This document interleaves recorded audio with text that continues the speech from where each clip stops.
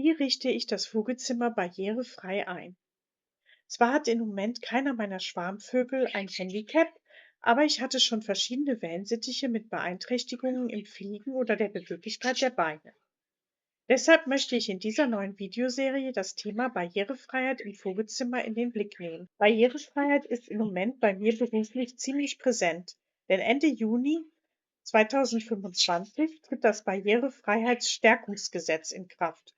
Das verpflichtet Online-Shops wie den der Firma, für die ich arbeite, dazu bestimmte Anforderungen an Barrierefreiheit zu erfüllen. Damit soll es sehbehinderten, kognitiv eingeschränkten Menschen und anderen Menschen mit Behinderungen erleichtert werden, Dienstleistungen und Produkte im Internet zu bestellen. Eine wichtige Verbesserung für behinderte Menschen, da Online-Einkaufen mittlerweile kein Luxus mehr ist, sondern eine Selbstverständlichkeit, die jedem Menschen offen zur Verfügung stehen sollte. Aber zurück zu den Wellensittichen. In diesem ersten Video möchte ich euch erst einmal einen kurzen Überblick über die möglichen Einschränkungen und Handicaps eurer Vögel geben. Das Buch von Sigrid Merz und Gabi Schulemann-Meyer hat die Handicaps für Vögel ziemlich gut sortiert. Denn es gibt 8 Bereiche oder sagen wir Körperregionen, in denen Vögel eine Behinderung oder Verletzung haben können, die sie im Schwarmalltag einschränkt. Das wären die Augen und Gliedmaßen mit der offensichtlichsten Behinderung eines Fehlens oder einer Funktionsunfähigkeit, Gefiederstörungen, fehlendem Gefieder oder falschem Gefiederwachstum, Verletzungen und Ekzeme der Haut oder des Schnabels und als letzte, wohl schwerwiegendste Einschränkung neurologische Erkrankungen. Eine Erblindung oder Einschränkung des Sichtfeldes ist für die meisten Vogelhalter sicher das Schlimmste. Doch können die Vögel, ähnlich wie blinde Menschen, den verlorenen Sinn mit anderen Sinnen wie dem Gehör und Tastsinn kompensieren. Allerdings solltet ihr euch bei blinden Vögeln auf ein erhöhtes Verletzungsrisiko gefasst machen, da die Vögel darauf angewiesen sind, dass Futter, Sitzplätze, Spielzeug etc. immer an derselben Stelle zu finden sind, solltet ihr auf großartige Veränderungen verzichten, damit die Wellensittiche sich eben blind zurechtfinden können. Eine Einschränkung wird für die Vögel aber weitaus schlimmer sein als der Verlust von Gliedmaßen oder die Erblindung. Der Verlust der Flugfähigkeit, Knochenbrüche, Gelenkarthrose, eine teilweise oder ganze Amputation des Flügels, bei einem Flügeltumor, Lipome und Übergewicht oder ein Verlust der Schwungfedern können die Fähigkeit der Vögel zu fliegen behindern oder ganz verhindern. Ein besonders kurioses Phänomen: ist nur ein Flügel in seiner Funktion eingeschränkt, versuchen die Vögel noch zu fliegen, drehen sich aber im Kreis und trudeln schnell zu Boden. In diesem Fall besteht natürlich eine erhöhte Verletzungsgefahr. Auch wenn die Handicap-Wellensittiche sich vermehrt auf dem Boden aufhalten, ist Vorsicht geboten. Besuch im Vogelzimmer sollte möglichst vorgewarnt werden, damit nicht jemand versehentlich auf den kleinen Fußgänger tritt. Auch ohne Schuhe und nur mit Socken wird der Vogel sich dabei tödliche Verletzungen zuziehen. Amputierte Krallen und Zehen schränken die Vögel weniger stark ein. Ich habe zum Beispiel bei meinem Hahn Emily erst vor kurzem bemerkt, dass ihm tatsächlich eine Zehe fehlt. Der Wellensittich ist genauso geschickt im Klettern und genauso schnell zu Fuß unterwegs wie seine Schwarmkollegen und scheint keinerlei Einschränkungen zu haben. Bei der Amputation mehrerer Zehen oder ganzer Gliedmaßen wie einem Fuß können sich allerdings Fehlstellungen und Druckstellen bilden. Besonders problematisch ist eine Fehlstellung der Beine, die ich zuvor nicht kannte. Die sogenannten Spreizbeine bilden sich schon im Vogelei und können nur bei den Jungvögeln durch Fixieren der Beine in der richtigen Position behoben werden. Leider habe ich erst Jahre nach dem Kauf bei meinem verstorbenen Hahn Maya entdeckt, dass der Wellensittich offensichtlich Spreizbeine entwickelt hatte. Diese Fehlstellung wird leider mit den Jahren ohne Korrektur im Jugendalter immer schlimmer. Maya hat am Schluss nur noch auf dem Bauch gelegen und das rechte Bein weit von sich gestreckt.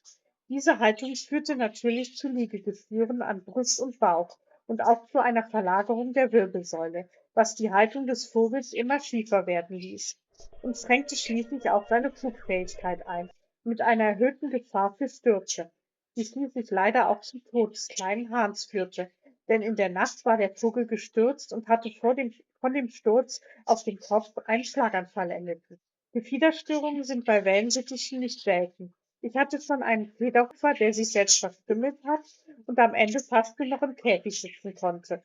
Aber auch verschiedene Viren, wie die Zirkoviren und das Polyomavirus können dazu führen, dass die Vögel ihre Federn verlieren. Hinzu kommt die Rennerkrankheit oder französische Mauser, die meist Jungvögel trifft.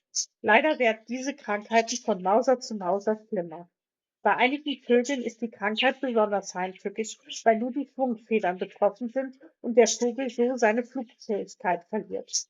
Andere Vögel, die zum Beispiel unter PBFD leiden, sind am Ende vollkommen nackt, mit entsprechender Anfälligkeit für Ekzeme und andere Schäden der empfindlichen Vogelhaut. Übrigens gibt es im Schwarm auch häufig das Problem, dass Handicapvögel gemobbt werden oder besonders anfällig für Missbrauch sind. So wurde mein Baran Maya, der Wellensittich mit den Spreizbeinen, besonders gerne von Emily durchs Vogelzimmer gejagt und später wegen seiner eingeschränkten Beweglichkeit mit Vorliebe von meinen beiden Helden Yoshi und Kirby belästigt. Ihr solltet daher immer auch in Erwägung ziehen, ob es nicht besser sein könnte, den Handicapvogel von seinem Schwarm zu trennen. Zumindest zeitweise, um ihn vor solchen Attacken zu schützen und seine Lebensqualität zu verbessern. Denn die Handicap-Bellies werden auch gerne vom Futternapf vertrieben und sind durch ihr geringeres Gewicht anfälliger für Krankheiten. Ekzeme, Druckstellen und Druckgeschwüre stellen zum Glück meist nur eine bestimmte Zeit eine Einschränkung dar, denn sie lassen sich gut vom Tierarzt mit Salben und entsprechenden Präparaten behandeln. An Schnabel und Wachshaut kann es allerdings auch zu chronischen Veränderungen kommen, wenn der Parasitenbefall oder eine Verletzung nicht frühzeitig behandelt wird. Dann kann im schlimmsten Fall die Nahrungsaufnahme für den Vogel behindert sein oder eine lebenslang andauernde Behandlung nötig sein. So hatte ich einen Hahn Felix, der aufgrund einer Lebererkrankung ein übermäßiges Schnabelwachstum hatte. Mit ihm musste ich regelmäßig zum Tierarzt, damit sein Schnabel wieder gekürzt wurde. Denn das Schnabelhorn wächst wie unsere Hand- und Fußnägel immer weiter. Wird das Schnabelhorn nicht abgenutzt und der Schnabel wächst zu lang oder wie beim Scherenschnabel nicht richtig, kann ein Teil des Vogelschnabels sogar abbrechen. Natürlich kann das auch durch Unfälle geschehen oder noch schlimmer sollte der Vogel an einem Schnabeltumor leiden, die allerdings eher selten sind. Sicher am gruseligsten für alle Vogelhalter, da unvorhersehbar in ihren Auswirkungen, sind neurologische Störungen wie Epilepsie, Schlaganfälle oder Muskelkrämpfe. Die meisten meiner Wellensittiche zeigten solche Symptome meist kurz vor ihrem Tod. Aber es gibt auch chronische Erkrankungen, die solche Symptome auslösen. Kopfverletzungen durch ein Prallen gegen die Fensterscheibe oder Möbel kommen hier vor allem in Frage.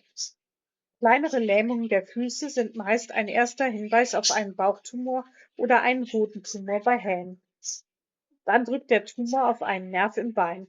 Bei neurologischen Störungen und Krämpfen ist die Verletzungsgefahr sicher am höchsten, denn die Vögel können bei einem epileptischen Anfall einfach von der Stange fallen oder im Flug gegen etwas stoßen.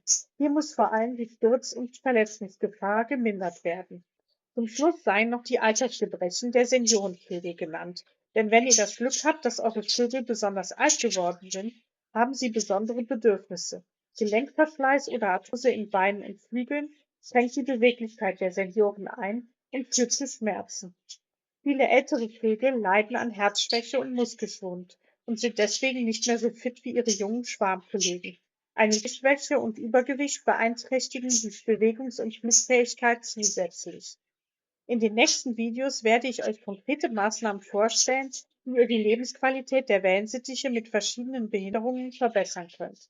Habt ihr schon Erfahrungen mit Handicap-Wellensittichen gesammelt oder habt ihr vielleicht Tipps für ein barrierefreies Vogelzimmer? Schreibt sie gerne in die Kommentare.